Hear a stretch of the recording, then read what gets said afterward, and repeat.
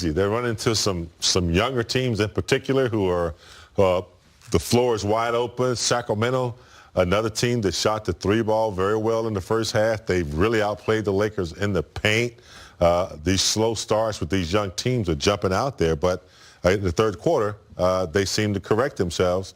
AD coming on strong. I thought Kuz did a great job of keeping them in the game. So, I mean, they're still trying to find that formula that's going to carry them throughout the season.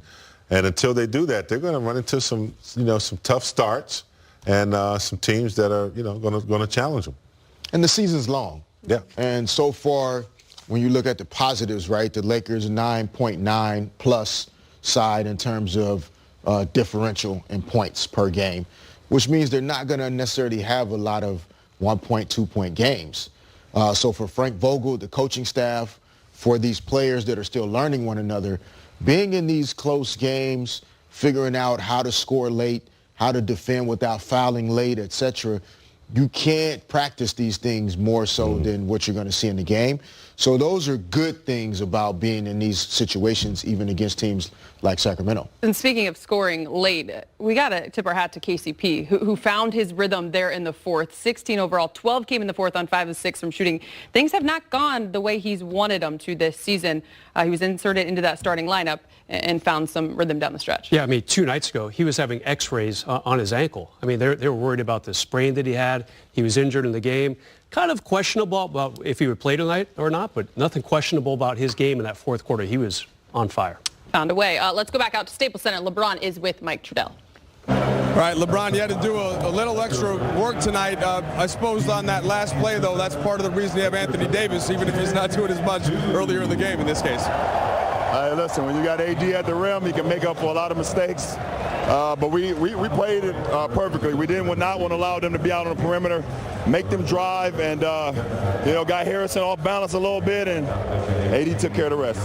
You've been in the league for a while, played a lot of games, 40 more minutes tonight, early in the regular season. I know that's just part of what your mindset's always been, but what does that show about where you're at this point?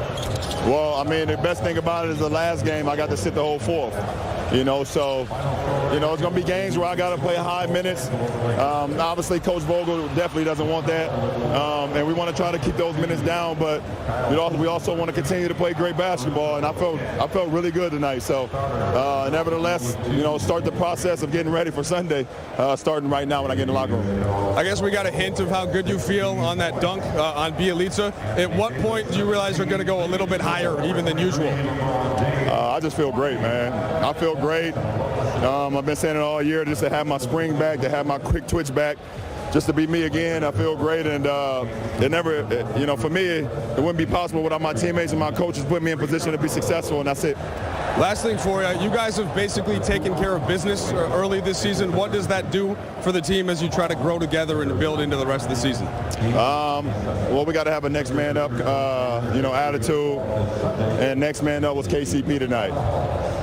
Hell of a job he had in that second half, especially in that fourth quarter, shooting the ball with extreme confidence, making shots around the rim, couple layups, and defensively just being in tune on Buddy Hield late in that game. So game ball to KCP.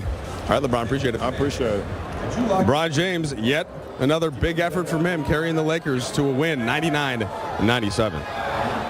That's right, Mike. And I don't think, guys, we can continue to ask or question how LeBron is feeling. Of course, you got to look at how he had just 26 minutes played against the Warriors the other night. There was an off day yesterday, and here he is playing 39 minutes, having to be aggressive from the start all the way to the finish, but continues to show us exactly where he is at this point of his career, almost 35 years old, season 17. Yeah, I was stating in the pregame, of all the players that I know that have had the formula to longevity. I think of Kareem, Karl Malone, guys that have played Kobe a long time. I can't think of anybody that at 16 years in the league that has been this productive.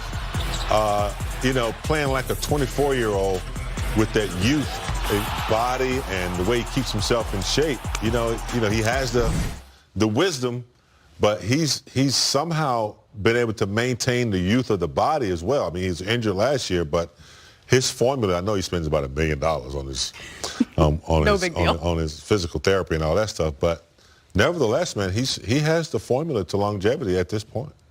And a big part about being successful at any point in your career, but in particular late, which LeBron mentioned in his pregame interview about, the end of his story, is the mental part, right?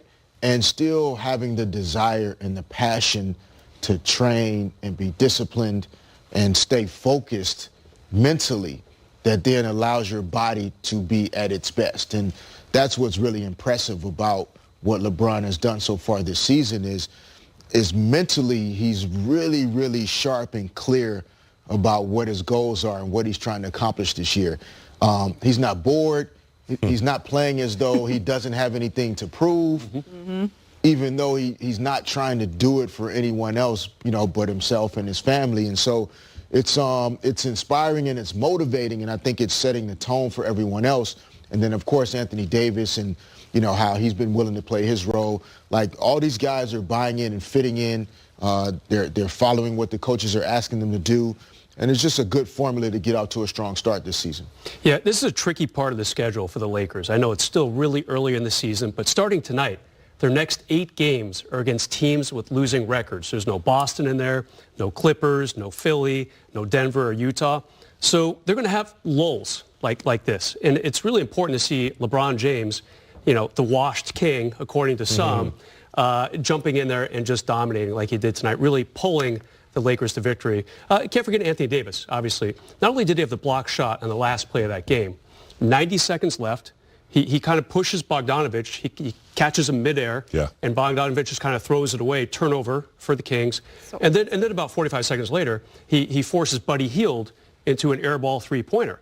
So LeBron's not going to, AD is not going to get credit for either of those plays on the stat sheet, but he definitely forced the Kings into some bad situations. I mean, that's a luxury you have with Anthony Davis. We talk about what he can do on the offensive end, but the length and athleticism at that size to guard the perimeter and want to be out there?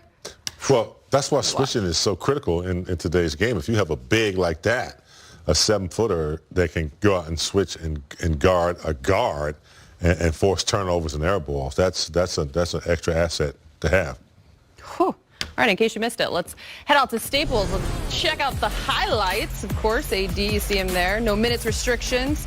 Lakers taking on former coach Luke Walton for the first time. First quarter, Davis finds LBJ. The layup there puts the Lakers on the board. A few trips later, James returns the favor. Big game. Yeah, I mean, that's good execution. LeBron James, trigger at the elbow. Nice little slice move off the pick for AD for the slam. Talked about Lakers off to a slow start, but not the Kings. Harrison Barnes to Rashawn Holmes for the dunk in the lane. They're up 7. Frank calls the timeout. Right out of the timeout, good ball movement. JaVale to Danny Green. Gets the floater. They were really excited about that. We did. We laughed about that, how excited they were on that play early in the game. Of course, LeBron at the top of the three-point line hits the tray ball. Lulls you to sleep. We saw that the other night. Bielitsa did not have a good time defending LeBron tonight. Oh, it gets better. One play in particular. Under 4 minutes to go. LeBron going for another 3. Uh-oh. Back-to-back wedgie. Oh, side by side. Now, Casey was in close, so I'm not so sure about that one. But LeBron, anything can happen from deep like that. Good sequence here from the Lakers. Davis with the block.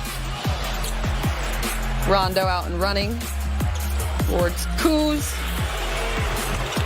The tray ball all tied up at 19. 13 points in the first half for Kuz.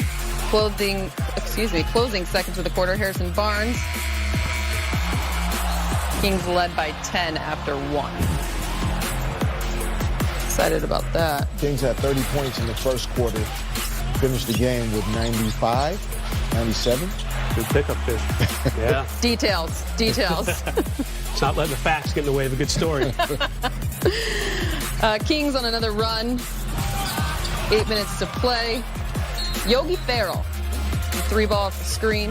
8th triple of the game for Sacramento at that point. 10-0 run. Puts them up by 13. And big game. Kuz, his third 3 of the game. Yeah, nice little drive penetration there by Rondo. Hitting Kuz in the corner. And then Kuz, strong drive. That's the advantage of having an outside shot. Pump fake, relocate, gets to the rim. Kuzma's getting his stamina back. He's coming back strong. Cook.